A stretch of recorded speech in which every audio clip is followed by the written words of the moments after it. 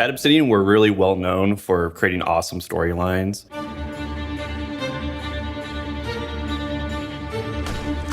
And with Grounded, we want to expand on how we tell stories. So I've always wanted to make a survival game. And one thing that we're doing with Grounded is playing a lot of survival games and looking at the genre as a whole to see where we can improve.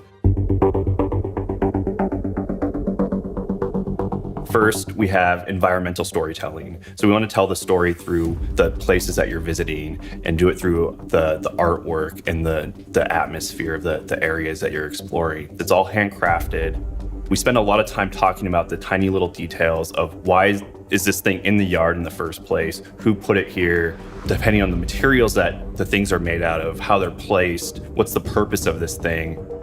We want to make all these details where it's actually a place that feels lived in and it feels alive.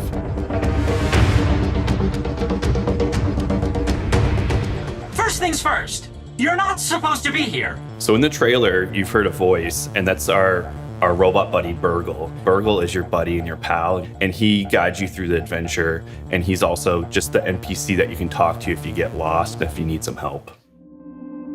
You'll either be fine or you will be dead. It's really up to you. In the trailer, you notice that we do hint at that there's something else going on in the yard, and we do have secrets and layers to discover. So there is some evil force in the yard, and you'll discover who they are and what they're up to throughout the story and the adventure.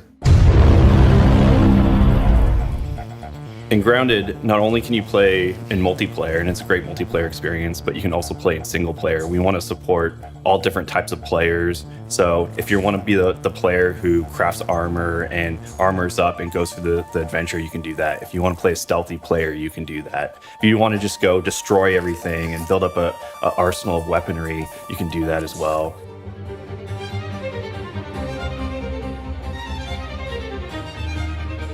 What's really exciting to me is that this is just the start of the journey.